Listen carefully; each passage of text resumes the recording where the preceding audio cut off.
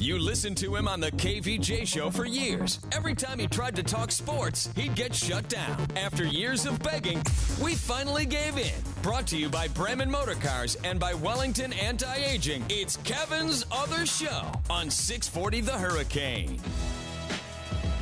What's up? Welcome to Friday. Kev here with you with Ricky, Bobby, and Dina. Yo. Talking a little sports, y'all.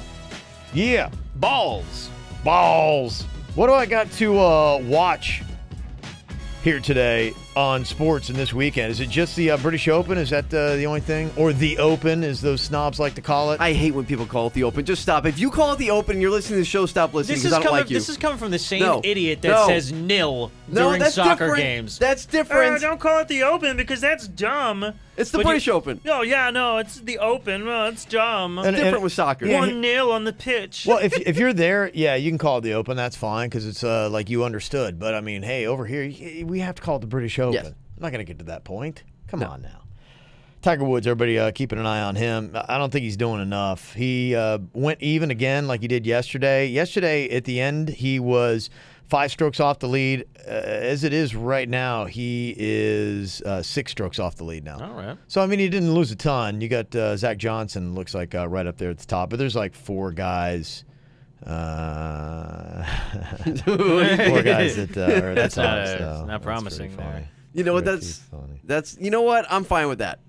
I am fine with him being now going on to the weekend of a major tournament. It's the first time in 3 years. So it's another step in the right direction in my prediction that Tiger Woods is back. Oh, my God. No, You're he's not never going to back. let this go, are you? It'd be fun to watch. I mean, that'd be really cool, you know, course with it this is. weekend. It'd be awesome to see Tiger in contention. But, I mean, unless he makes a massive run tomorrow and people start falling off, I mean, he's just, I don't see it happening. This ain't going to be the one. So I'm not going to watch the Open. I don't think you're ever going to see the one again. I'm a big fan of the Open, though. Yeah. Okay. You going to watch a Can little bit you this please weekend? stop calling it the Open? Well, there's nothing else to watch, is there? This is a Netflix type of weekend. I think it's basically just the Open. I'm just going to punch you in the face. If anybody's ever I would wondering love to see you try. what the sound of a fist against a face sounds like on radio, you're about to find out.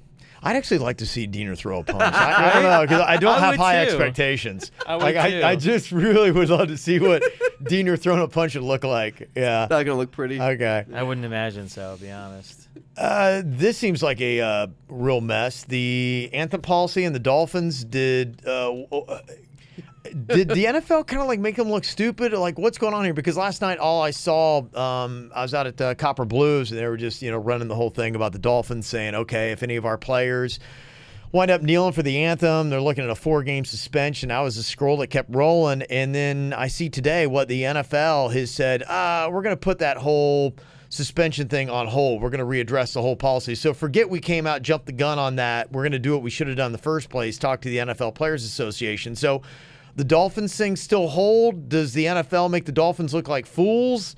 Are the Dolphins now digging a hole where now they're going to have to live up to it because they said?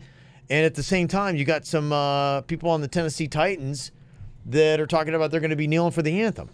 So where does this stand for the NFL, for the Miami Dolphins, and where the Tennessee Titans are? Another gigantic red arrow pointed right towards the stupid faces of the NFL.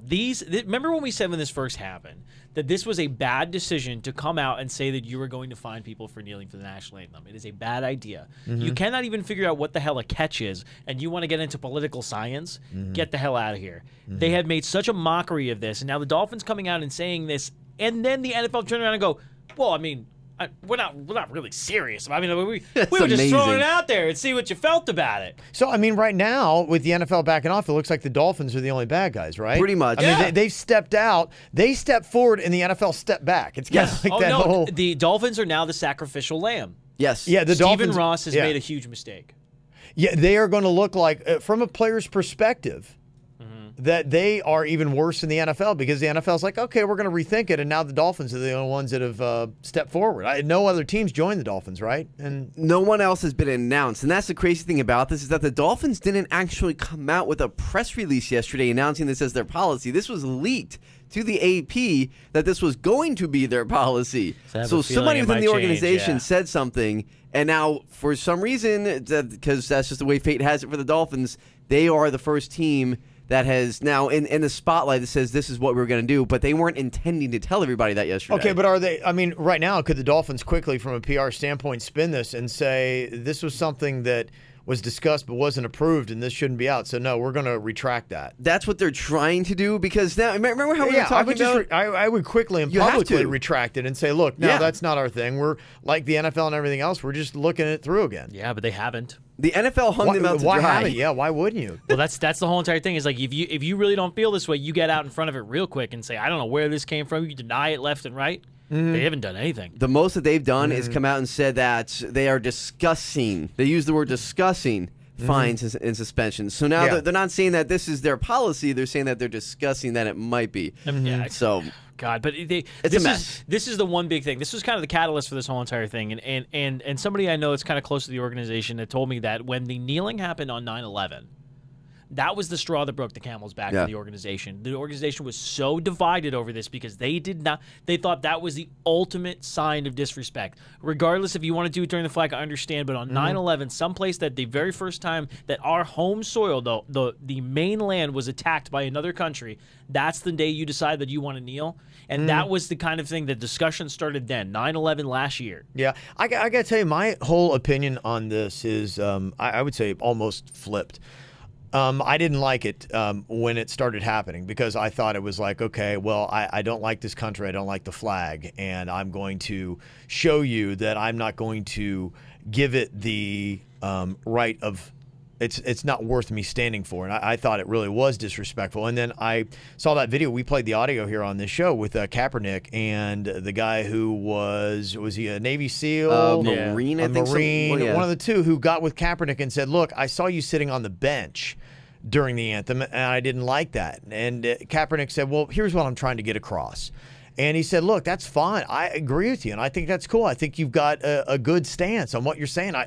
You can't argue that, no, I want civil injustice in this country. Everybody wants the same thing. He said, so what would make me feel better out of respect is we will kneel at grave sites. We will kneel to show the most reverence. And you can still get your point across. When I heard that, I'm like, going, okay, well, then it's kind of a reboot on how I feel about this, but nobody's really run with that much, and I had to dig up that clip. Right. I don't think people really fully get that. So now when I see players doing it, I've got a different take on it. But there is still something that's tagged on to me in the timeliness of this. To me, it still seems so politicized. I'm all for, hey, let's get on the same page. There's some civil injustices that need to be addressed. We need to create awareness for that, and I think you do have a platform and a good right to do it. The problem is it feels like to me is a huge pissing match between the players and our president now because the timing of it was they had stopped kneeling and then Trump comes out and calls them sons of bees and then now we're kneeling again. And it's like, okay, so is it really, I mean, honestly, let's dig down to our true feelings and the core of it. Is it still really about civil injustice or is it trying to thumb our nose at the president and you've got a pissing match going on with Trump? It's exactly right. I mean, I think for once we're all on the same page with something here and that the original message has been lost here. Yeah. The original message is gone, and now, like you said, Kev, it's just that they're upset at the president, they're upset at policies, they're upset at the owners and Roger Goodell. Yeah. And that is now becoming the reason. It's like a rebellion thing at this point. Yeah. Unfortunately, because it wasn't that way. That wasn't the message. It's so lost, and I think that maybe everybody just needs to come back to the table and say, okay, let's readdress how we're doing this. Now, they're trying to put their money where their mouth is a little bit. The NFL and the Players Coalition, they finalized a partnership last fall that runs through 2023 and dedicates close to $90 million for efforts and programs combating social inequality. If they could do that, maybe bring the network in. And after the anthem plays on TV, if they still want to run the anthem, and that's still going to be a point, can't they have like a minute-long promo that talks about civil injustice to create awareness and say, hey, look, wouldn't it be better that we honor the flag? Let's all do this. And if everyone stands, we'll run this. If anyone kneels, we don't. But it gets the point out, and it says, hey, this is America, and this is what America should stand for, and we're getting hit with this 1-minute PSA every time saying, look, this is what we're paying reverence to the flag for, is to live in a country where we all truly are created and treated equally. I like it, but then you're going to have detractors come out and say, oh, well, what, now you're bribing players? They can't have freedom of speech. They have to play by your rules to get their message out. And that's what people would say. I'd still let them, but I mean, honestly, and I would just... let's really truly talk about what this is. If they kneel, that's about reverence, yes. But what they're doing, when you're doing that, you're in a political pissing match now with the president. And are you really about the civil, inequality that's happening, or are you about thumbing your nose at Donald Trump? That's what it has become. So here's my solution, because this has just become a muddled mess. The only way out of this now is for the NFL to say, since now they've retracted their whole statement and their rule after the Dolphins came out and showed everybody how they would react, just say, you know what? Stay in the locker room. Now all teams are required to stay in the locker room for the playing the national anthem, come out afterward, problem solved. Who's going to care at that point? Who's going to care? Because there's no one on camera at that point. And could we solve the problem by not showing the anthem? Didn't they? When did they start showing the anthem on TV? They started a while ago, but the players having to stand on the sidelines, that only started maybe like 6-7 years ago, and because the Army Navy coalition had given them the NFL a lot of money to be able to show that out there. It was a money deal for the NFL. So first of all, the NFL is the biggest bunch of scumbags in the entire planet. Will I stop watching? Hell no. I'll still watch every single Sunday. Right. But this whole situation is like standing in the middle of the ocean. Somebody tells you to go empty the ocean, and you go out there with a spoon. You'll never finish. You'll never be satisfied with it. Nobody will ever be satisfied with whatever outcome happens, because the reality of it is that what they're protesting is social injustice. And unfortunately, it will dwindle, but it will never go away, because it is a part of our lives. There's always going to be idiots out there that are going to do stupid things. So I understand what they're trying to do. Jerry Jones was the one who did it right. He went out there with his players arm in arm before the anthem, kneeled, got back up, stayed arm in arm for the anthem, and that was solidarity. Yes. That was unity. That's what they're supposed to be showing. But doing it individually, yes, all you're looking like you're doing now is being a pissant. All you're looking at is you're looking like you are just trying to thumb your nose at everything that is the man at this point in time. We get what we're looking at. Isn't Trump the embodiment of the man? And now it's Roger Goodell. Roger Goodell has now put Yeah. himself in that same situation where he is sort of the man. Right. Is Stephen Ross the man? Now he is. Yeah. Do you want to be the man? I don't think so. No. Nope. I don't think so. Oddly enough, I don't want to be the man. Yeah, I don't want to be the man. Not this time. Not at all. Well, FAU has started a campaign. Is it Heisman in Paradise? It is. Okay. Yeah. Okay. All right. Catchy. It's for Devin Motor Singletary, I love it. making a run at it. He doesn't play in a Power 5 conference. Does he stand any chance of actually winning the Heisman Trophy this year? And what would it take? We'll discuss next. Get Kevin's other show whenever the hell you want on YouTube and at 640thehurricane.com. Yeah, baby. Yeah. It's a good one, right? Yeah. This is this is Led Zeppelin Part 2. Yeah. It really Greta does sound Van like Fleet. it. Yeah. Yeah. Greta Yeah, Van this Fleet. is Is this their a new one from? Their new one, yeah. dope. Was it Curtain Falls or Curtain something? Falls. Yeah, okay. Yeah. good. Yeah, it is good. I love the whole thing that goes back and forth, though, with this group. I mean, they clearly sound just like Led Zeppelin. It's really weird. And when they asked him, they're like going, well, obviously you guys have ripped your sound off and Led Zeppelin was a huge influence on you. Like going, no, no, not at all. Actually, we hardly ever listen to Zeppelin and they have no influence. Who's Led Zeppelin? And they're from Detroit. Leds. So you're talking in a British accent and you're from Detroit. You're from Wait. Chattanooga. What are you doing? Yeah, what's going on here? They actually are from Detroit. And the funny thing about it is I love the fact that they're saying, no, Zeppelin's not at all an influence, which, come on. Because if you go back, they used to ask Zeppelin, hey, Muddy Waters, is he an influence? No, we got this from the Yardbirds. I don't It's know. like the I don't even Yardbirds. know who Completely the ripped- Yardbirds. Wow. Yeah. Nice. No, Zeppelin used to have the same excuse to the artists they were blatantly ripping off. Muddy Waters. I don't know them. I don't know It's at all. weird. Yeah. Why'd you say that? Who's Jimmy Page? Never heard of him. Jimmy who? But they are good, and obviously, Oh, they're phenomenal. Yeah, Zeppelin they are. is- They're They Led are. Zeppelin reincarnate, Yeah. no matter how much they deny it. Yeah, they're kind of pumping a lot of air back into rock, which is exciting. God. If you like, What's yeah. your biggest influence? Oh, we like Green Day. They're nice. and they still sound British. They're Nice. very nice, yes. Stop.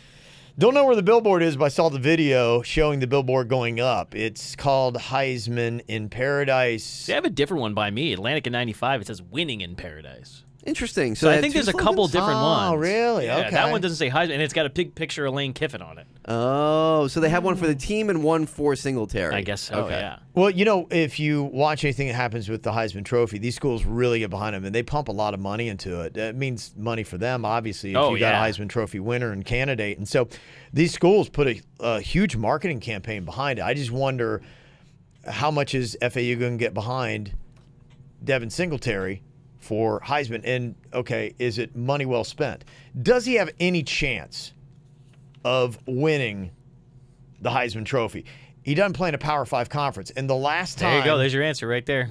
Last time that... Well, okay. It's happened. It has. Right? Okay. But to frame it for you, just so we understand what we're discussing here, only 3 players from non-Power 5 schools have won the Heisman in the past 55 years.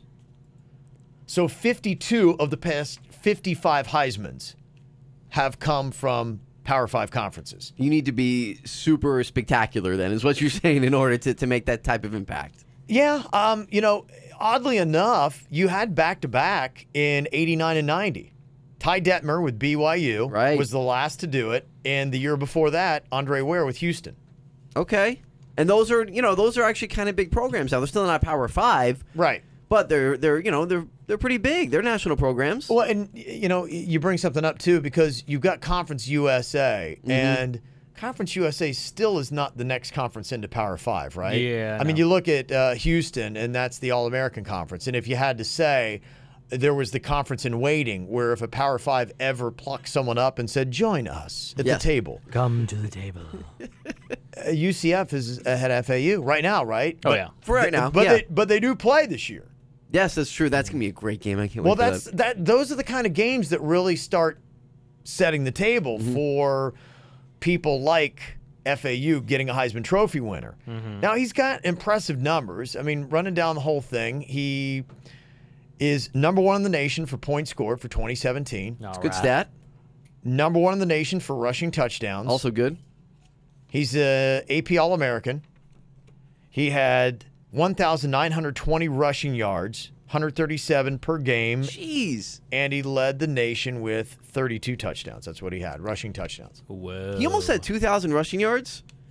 That's Yeah. pretty good. I mean, look, Yeah. I understand you're at FAU and you're playing North Texas and schools like that, but you still got it. I mean, you're putting up the numbers. It's impressive. Well, what are the odds of him winning the Heisman this year? Now, if you look at the offense itself, FAU is going to be better at receiver, and they've got a couple quarterbacks that, at least coming out of high school, they haven't proven themselves, either one of these guys. But if they live up to their high school ratings, they should improve at the quarterback position, at least throwing the ball. Yeah.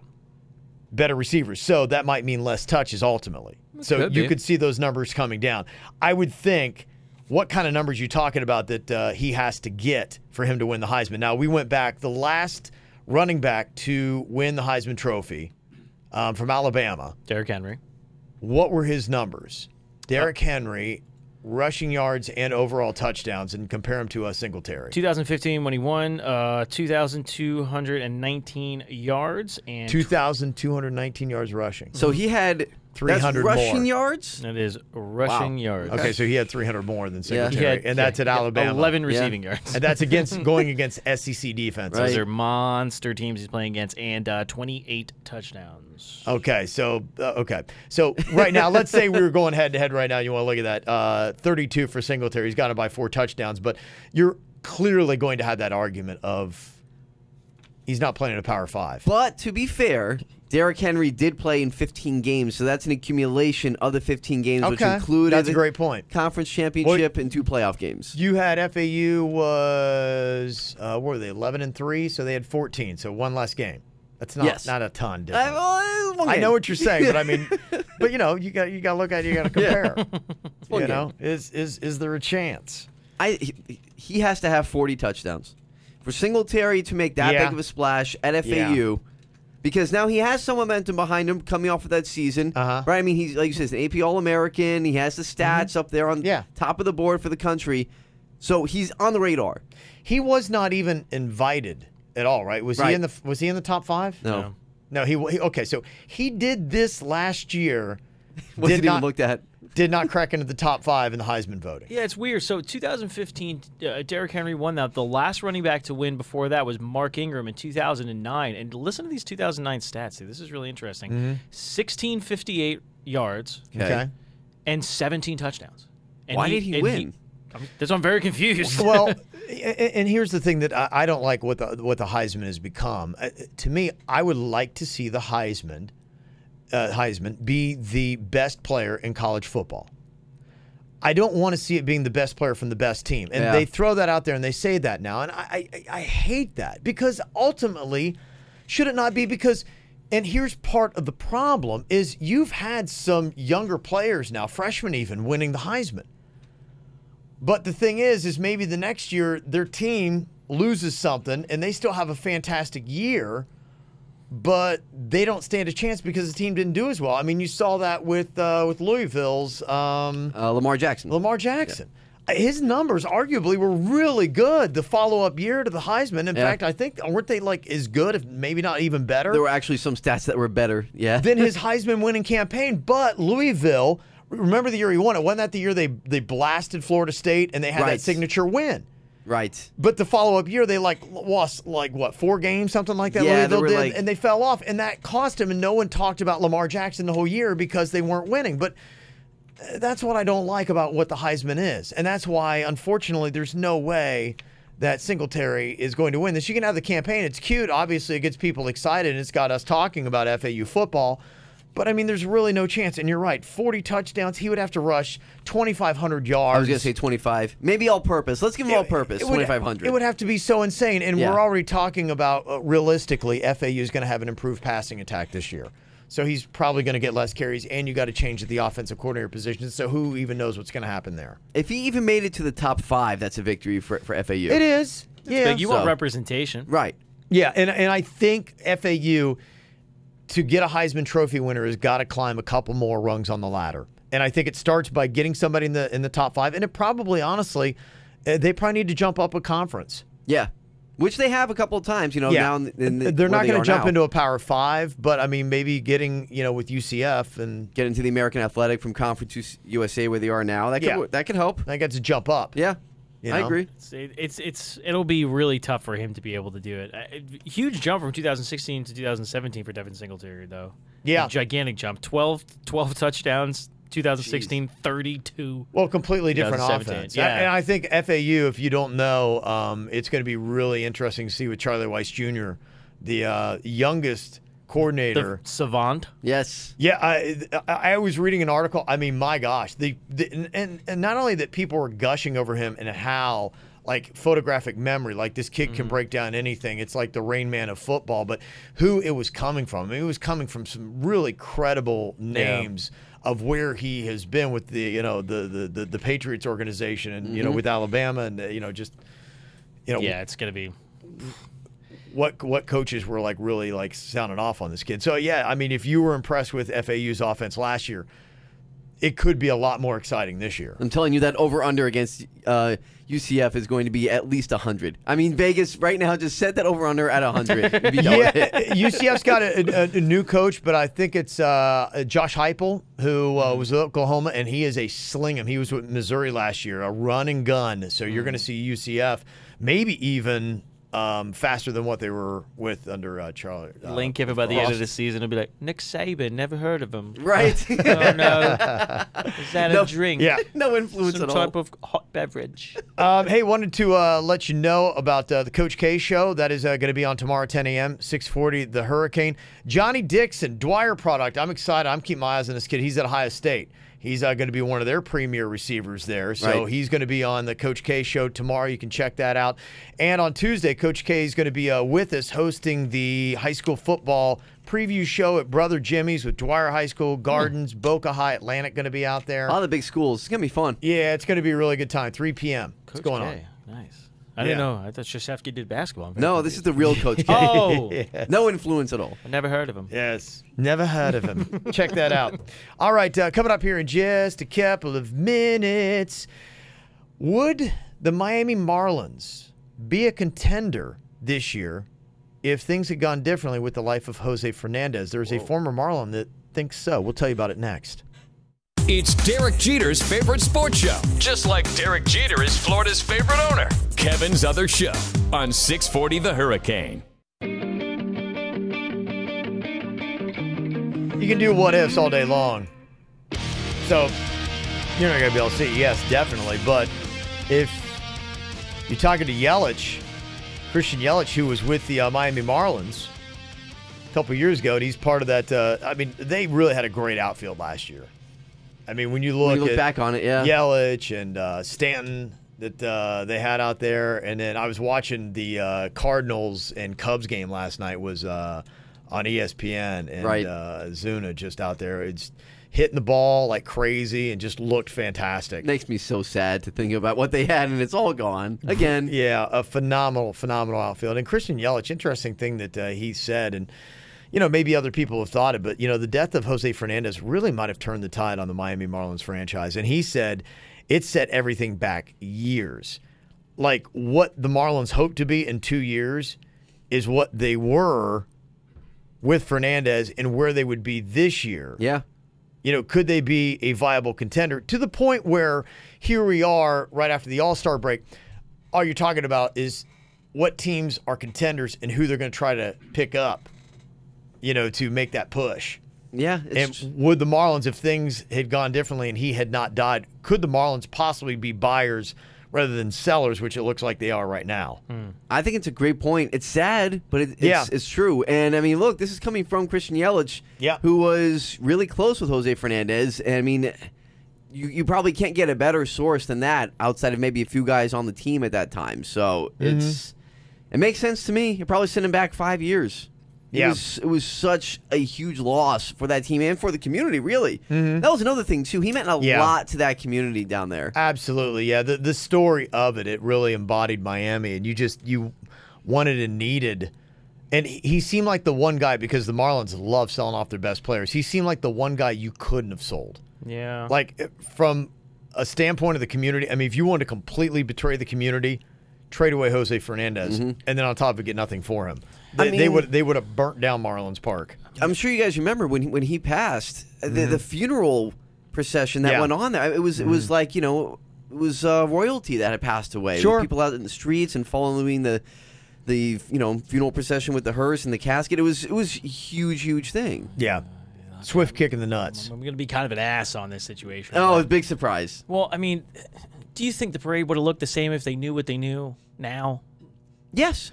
You really do? Yeah. After they found out that he was drunk doing cocaine, towing his boat, and wound up killing 2 other people? Yeah, because he was still loved. I mean, he was still loved in the community. And I don't know, man. He was. I look at him very differently. Like, when it first happened, I mean, it's tragic. Don't get me wrong. Very, very tragic. He's a young kid, this, that, and the other.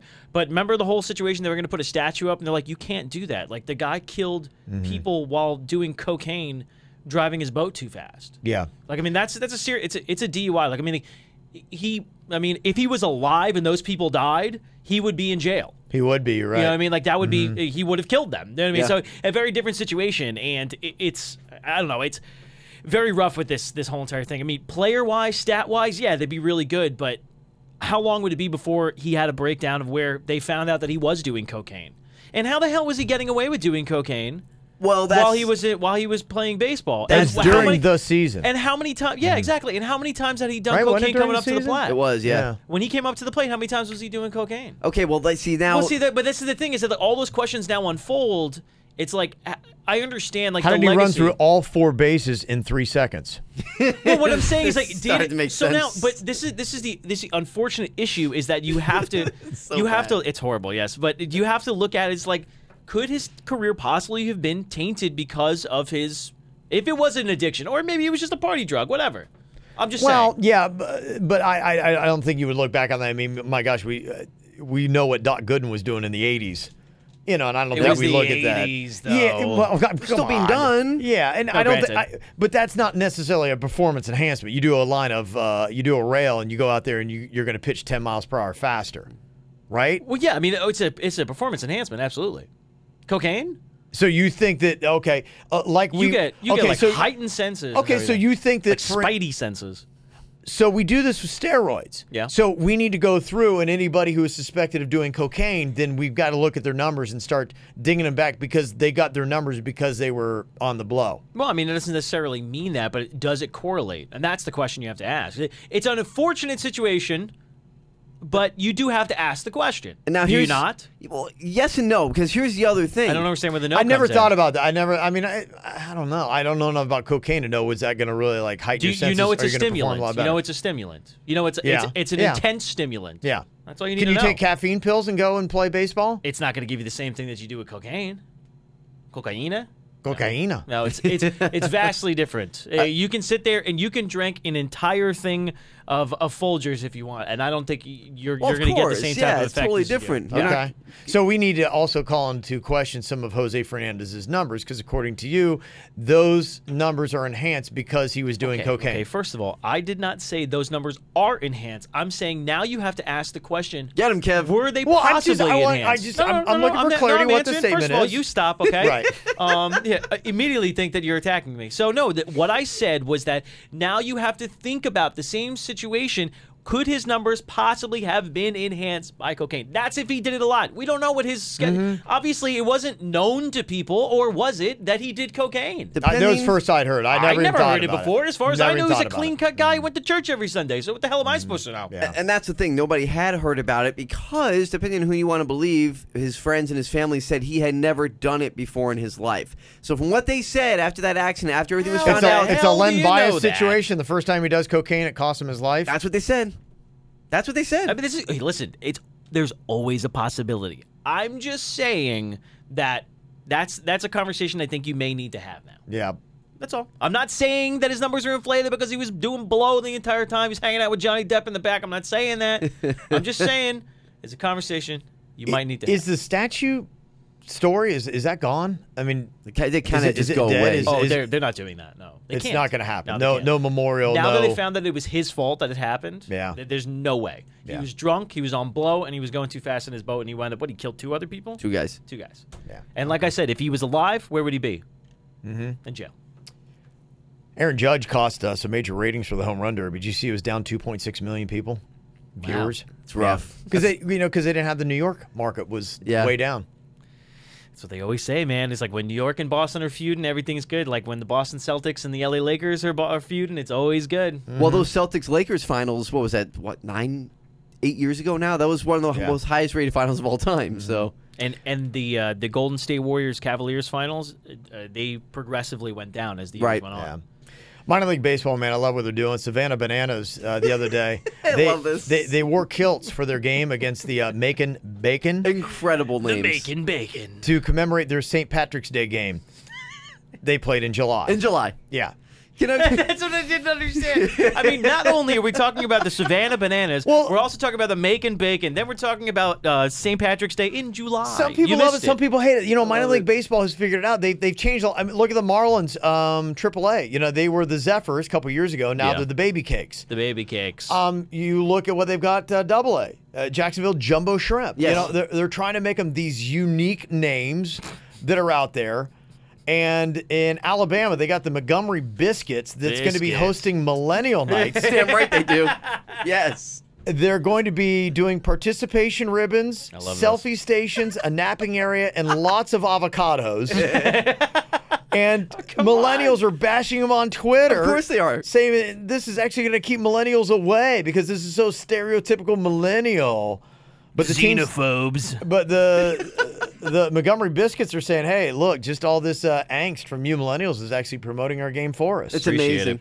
it. I mean, they are doing exactly what they're trying to say is that they can't take a joke. I love Take a minor joke. league. I love minor league promotions. I think they're Yes. doing great. And I almost wonder if the big leagues didn't take themselves so seriously, maybe they could learn something from their smaller farm clubs. They need They're to making it fun.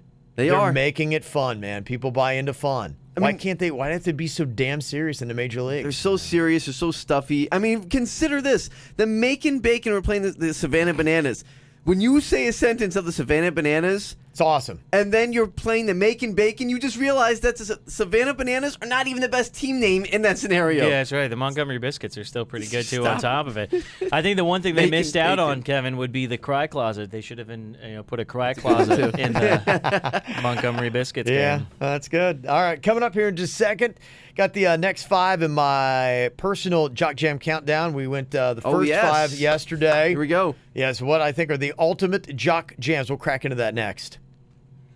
Get Kevin's other show whenever the hell you want on YouTube and at 640thehurricane.com.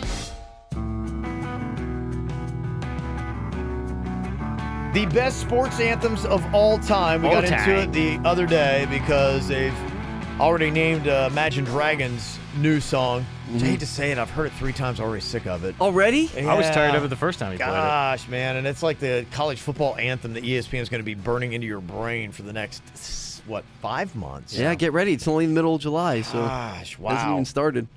So what are the greatest sport anthems of all time? Yesterday, I took you from 20 to 16 with Blur, Song 2, T.I.'s Bring 'Em Out, Bill Conti from the Rocky soundtrack, Gonna Fly Now, the Zombie Nation, and POD's Boom. That was the first 5 yesterday. I liked it. Okay. Well, what I'm going to do is when I'm done with my little list, you guys got to tell me, did I whiff Okay. on a few? Okay. Because there are some on the outside that I think you guys are going to probably call me on. And I will just let you know right now, Sandstorm did not make it. Oh, You're what the hell? crazy. Come on. Don't make me play it. What the? That's not fair. Crazy. Okay, it's not on my list. That is a bunch of bull. All right, here's my next 5 for you. Starting at 15. Going way back, but Europe's the final countdown. Yes. It's super overly cheesy. Feeling it. That's why it's down where it is, but I had to put it in because it's just so awesome. Are you learning that one on the harmonica? I'm not going to say yes or no. Just saying that I am preparing myself for the harmonica episode next week. Okay. All right. Yeah, Diener's over here trying to learn harmonica. We're going to hear how bad it is next week. I can't wait. I will be Yeah. playing a few of these jock jams next week on the harmonica. All Okay. right. Number 14. Say, whoop, there it is, Hitman. Oh, yeah, okay. Little tag team. Sure. Whoop, Is that the name of the group? Is it tag team? Tag That's the name team of the back group. again, yeah. I never knew that. Yeah, so you didn't forget. They threw the damn name in the song and you forgot. You're right. Yeah. Tag team back again. Check it, erected. Let's begin. All right. I forgot. Number 13 on the Jock Jam Countdown, DJ Khaled. Oh, of course. And he puts his name in the song so you don't forget. All I do is win, win, win, no matter what. Got money on my mind, I can never get it. Classic. I love this song. Yeah. This whole album is so good. We the best album, version 1 or whatever the hell it's called. What? And they stay there. And Good they one. stay there. And they stay there. Cause all I do is win, win, win. There you go. All right. It's a good one. Is Okay. that Akon? Or T-Pain? That was T-Pain, right? Okay. Jackass Sorry. Akon. Yeah, with his, does he travel everywhere with auto-tune? I think he does. Like if he were at the McDonald's drive-thru, is he going to be on auto-tune? he just has it with him. I like a small fry. You ever actually hear him sing for real? No. He's beautiful voice. He's a gorgeous voice. Yeah. Really? With You that gotta, auto-tune. you gotta look up the Tiny Desk concert, the NPR Tiny Desk concert of him. Yeah. He's beautiful voice. He's really, really What's good. he doing, man? He found a niche and he went with it. He should. Now, how many people are doing auto-tune? Yeah. Every album that he has should Yeah. go. Some money should go to Cher. right. Yeah. Cher was the very first one to ever use the. If you believe in life after love. Yeah, that's it. Oh, that's right. Oh, The first So one. bad. horrible song. All right, number 12 on Kev's Greatest Jock Jams. What is this? Oh, the Chicago Bulls. That's all I think about when I hear this. Yeah. That was such a cool... It was. And it's badass when you got, like, a badass team to go with it. Yeah. But mean, the way they did the presentation... It was so good. You can just hear the PA announcer now. Number 23. Yeah. From North Carolina. When this came on, you were just like, it would give you... It's the kind of like... It gave you goosebumps. I'm kind of getting chills right now. I'm not going to lie. Just thinking about it. I Think didn't even about know when you that- watch Space Jam. Yes. I didn't know the name of this. It's Alan Parsons Project Sirius. Shut up. This is the Alan Parsons Project? That's Alan Parsons What? Project. Yeah, I know. I never had any idea either. I don't Yeah. even know the the Alan Parsons Project. Parsons Project, yeah. Blew my I don't know mind. either. Yeah, so that's what that is. Mind blown. And at number 11, DJ Snake. Oh, Yep. Along with Lil Jon. Lil Jon. Coming in at number 11 on my greatest Jog Jams. Turn down for This what? is a good Friday song. Yeah, it's I might a little replace pump 'em up Sandstorm song. with this. Yeah. I'm going to be walking in a beer fest like this. What? Turn down for what? Yeah. Yeah. Is this That's going to it be on right a beer there. fest tomorrow? Huh? Is this going to be on at Beer Fest tomorrow? I don't know. I won't be able to hear it. Yeah. I'm going to be drunk. You're going to be deaf drunk? That's how drunk you're going to be? I got this new beer. It's called Deaf. Deaf? Tonight, AAA, you got that Big Three. It's Ice Cube's little basketball thing. You're going to be able to see a couple former Heat players. Birdman's going to be out there coming back to AAA.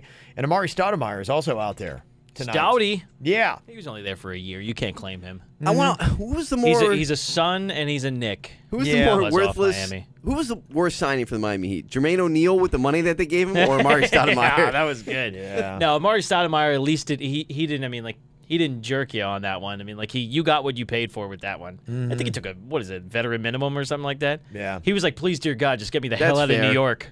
Oh no, he was actually playing with Dallas for like a year or He something was like with that. yeah. Dallas. Then he buzzed over. Yeah, that's true. Beer Fest going to be going down tomorrow. You can still get your tickets, PalmBeachSummerBeerFest.com. Over 200 different craft beers they are going to have all ready for you. And you get to hear Ricky Bobby's band as well, Brass Knucklehead. Yeah. Jamming out. Yeah.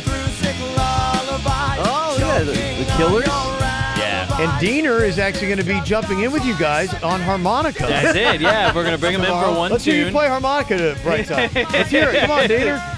Get it, Let's hear bro. it, come on. Get it. Yeah. Oh, Killed God. it. That's not bad. That's not bad. I'll take it. Ricky think I Bobby's killed it. band with Diener on harmonica. That's Check that out, Palm Beach Summer Beer Fest tomorrow. We'll see you out there. Check out this podcast, Kevin's Other Show. Check us out on Twitter and watch us on YouTube under the KVJ Show channel. You listened to him on the KVJ show for years. Every time he tried to talk sports, he'd get shut down. After years of begging, we finally gave in. Brought to you by Wellington Anti-Aging. Low T? Go to WellingtonAntiAging.com. And by Bremen Motor Cars in West Palm Beach. A world-class experience. Shop BremenPorsche.com now. It's Kevin's Other Show on 640 The Hurricane.